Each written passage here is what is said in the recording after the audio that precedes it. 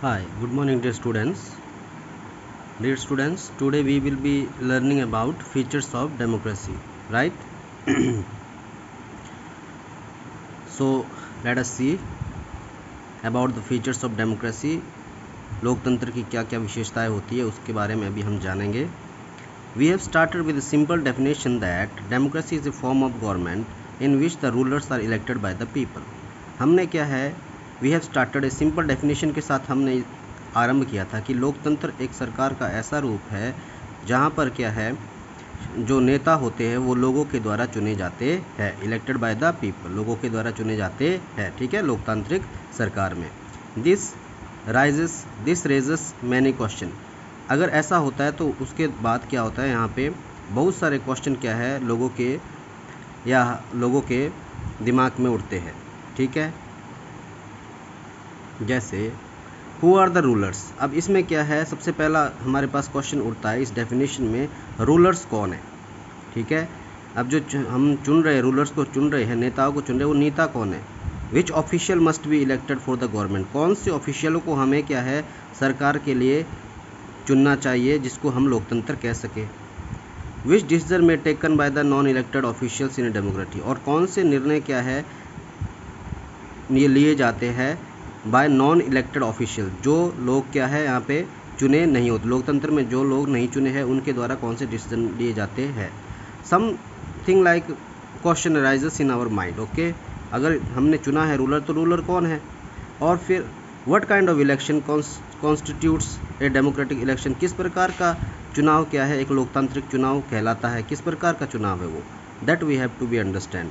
What condition must be fulfilled for an election to be considered democratic. और कौन सी क्या है परिस्थितियाँ और कौन सी क्या है चीज़ें उस चुनाव में होनी चाहिए जिसके द्वारा क्या है हम उसे लोकतंत्र कह सके, क्या होना चाहिए चुनाव में. ठीक है, और फिर है हु आर द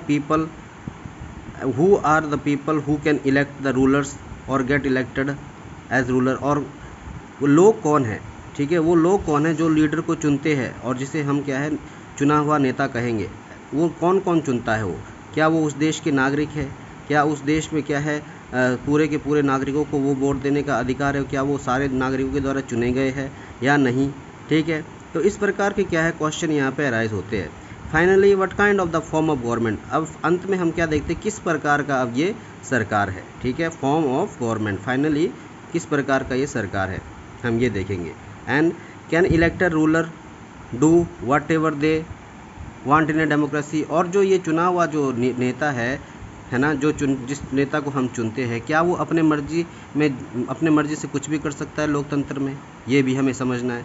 और must democratic government function with some limits. जो लोकतंत्र जो सरकार है वो क्या है अपनी सीमा के साथ कार्य करता है, उसकी भी अपनी क्या है कोई सीमा होती है. ऐसा नहीं कि क्या है उसको पूरी स्वतंत्रता दी गई है, जो उसके मन में आए वो करेगा, ऐसा हरगिज़ नहीं है.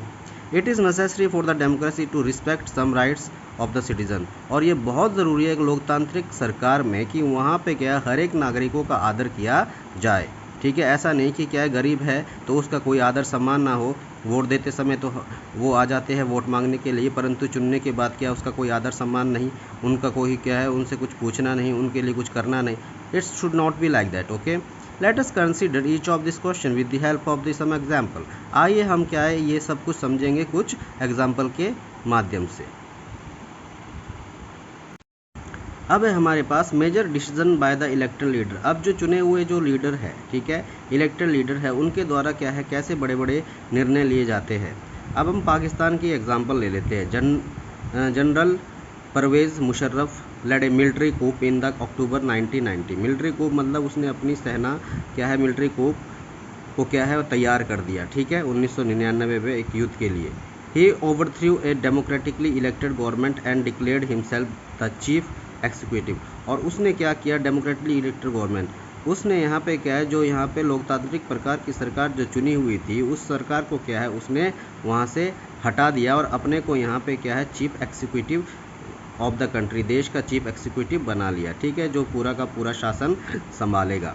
Letter he change the designation of the president and in 2002 led the referendum in the country that granted him a 5-year extension। अब बाद में जो वहाँ पे प्रेसिडेंट की डेजिग्नेशन थी, जो पदवी थी, पहचान थी, उसको 2002 में उसे हटा दिया और वहाँ पे रेफरेंडम आरंभ कर दिया। रेफरेंडम मतलब होता है यहाँ पे वो क्या करता है, सीधे खड़े होगा एक पुलपिट में और जनता से ये कहेगा कि मैं आप लोग का लीडर हूँ, क्या तुम मुझे नेता के रूप में स्वीकार करते हो, और सीधे मत वहाँ पे क्या है, अगर जनता ने कह दिया यस तो यस, नो कहा तो नो। इस प्रकार का क्या है यहाँ पे इलेक्शन होता है, ठीक है। Referendum in a country that granted him a 5-year extension. फिर वहाँ पे जब ये रेफरेंडम आरंभ करता है तो 5 साल क्या है उसको और आगे शासन करने का मौका मिल जाता है, कहाँ पे, पाकिस्तान में। So Pakistani media, human right organisation and the democracy activist said that the referendum was based on the जो referendum on the based malpractice and fraud. उन्होंने क्या कहा, जो वहाँ की मीडिया थे, जो रेफरेंडम आरंभ किया वहाँ पे, वो किसके आधार पे था, वो एक फ्रॉड था, ठीक है। उसने क्या है गलत इस्तेमाल किया, उसमें डरा धमका कर लोगों को एक्सेट्रा वहाँ पे उस चुनाव में जीता है। In August 2002 he issued a legal framework order. वहाँ पे क्या है, उसने लीगल फ्रेमवर्क ऑर्डर यानी कि आदेश जारी किए that amended the constitution of Pakistan. और जहाँ पे उसके अनुसार क्या हुआ कि पाकिस्तान के जो संविधान था उसको में क्या है थोड़ा सुधार लाया गया, ठीक है। अमेंडेड मतलब वहाँ पे उस पाकिस्तान के बदलाव किया गया या उससे हम सुधार लाया गया भी कह सकते हैं। अकॉर्डिंग टू दिस ऑर्डर, और इस आदेश के अनुसार, the president can dismiss the national and provisional assembly. और वो चाहे तो वहाँ पे जो भी सभा है, चाहे वो प्रोविंशियल असेंबली है, चाहे वो नेशनल असेंबली है देश की, उन सब को क्या है वो रद्द कर सकता है या भंग कर सकता है। इस प्रकार का क्या है अथॉरिटी क्या है वहाँ पे उसके पास है, ठीक है, इस संविधान के अनुसार जो उसने बनाया। The work of the civilian cabinet is supervised by the national security council. अब नेशनल सिक्योरिटी काउंसिल भी किसके अंदर काम करती थी, वो उसी जनरल मुशर्रफ के अंदर काम करती थी। तो इसीलिए क्या है उन्हें यहाँ पे क्या है उस कैबिनेट के ऊपर भी क्या है यहाँ पे सुपरवाइज करने के लिए रखा है कि वो किस प्रकार से काम करती है और क्या कर रही है और क्या नहीं कर रही है। Because which is dominated by the military officer, क्योंकि क्या है उनको भी जनरल मुशर्रफ के मिलिट्री ऑफिसर्सों के द्वारा ही क्या है डोमिनेट कर रखा था, वो उनके अधिकार में थे, ठीक है। आफ्टर पासिंग द लॉ, उस कानून को बनाने के बाद, elections where held in the national and the provisional assembly. फिर उसके बाद क्या है राष्ट्र प्रोविजनल और क्या है राज्य की सभा में क्या है वहाँ पे चुनाव हुए। So Pakistan has had elections, और पाकिस्तान में क्या चुनाव हुए। Elected representatives have some powers, और चुने हुए जो प्रतिनिधि थे उनके पास कुछ शक्तियां थे। But the final power rested with the military officer and the general Musharraf himself. परंतु जो है जो आखिरी जो उनकी शक्ति है, जो डिसीजन लेने वाला जो लीडर है वो कौन था वहाँ पे, मिलिट्री ऑफिसर जो वहाँ पे थे, ठीक है, जो किसके नियंत्रण में काम करते थे, जनरल मुशर्रफ हिमसेल्फ उसके नियंत्रण में काम करते थे। तो इस प्रकार की जो यहाँ पे सरकार इसने बनाई, तो ये इसको हम लोकतांत्रिक बिल्कुल नहीं कहेंगे, क्योंकि यहाँ पे क्या है वो कोई जो चुने हुए नेता है उनके पास भी क्या है स्वतंत्रता होने के बावजूद भी कोई भी स्वतंत्रता नहीं दी गई है। Because they are under the control of military officer and the general Musharraf, they don't have the any freedom, because in democratic country we can see that in the state they have lot of freedom to make the law, isn't it, and the center have their own law. But there in this condition we cannot see a democratic country, because the democratic country is democratic countries जो यहाँ पे पाकिस्तान में था उसे क्या है general Musharraf के द्वारा क्या है रिमूव कर दिया गया और वहाँ पे क्या है अपना ही शासन लागू कर दिया गया। अब हम स्पष्ट रूप से देखेंगे कि वहाँ पे बहुत से कारण है पाकिस्तान में कि जनरल मुशर्रफ का जो कानून नियम था वहाँ पे उसे लोकतांत्रिक देश वो क्यों नहीं कहा जा सकता है, ठीक है। There are many reason why Pakistan under the general Musharraf should not be called the democracy, क्यों उसे हमें क्या लोकतंत्र नहीं कहना चाहिए। बहुत से कारण हैं जैसे कि हम देखेंगे, but let us focus on this, आइए हम इसके ऊपर ध्यान देंगे। Can we say that the rulers are elected by the people in the Pakistan, क्या हम ये कह सकते हैं कि जो पाकिस्तान में नेता चुने गए वो लोगों के द्वारा चुने गए? नॉट क्वाइट, ठीक है, नहीं। People may have elected their representative to the national and the provincial assembly, but those elected representatives were not really